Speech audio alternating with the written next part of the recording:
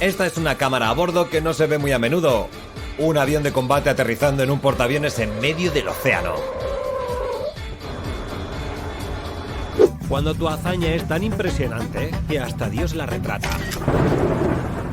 ¿Cuáles son las posibilidades de que este tipo atrape la foto? Sobre todo después de que la lance un pequeño Mozart.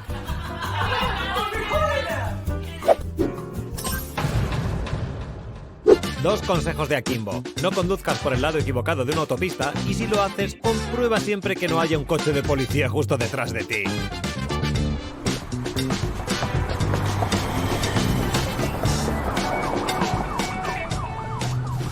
Aquí en Akimbo adoramos habilidades ninja como estas.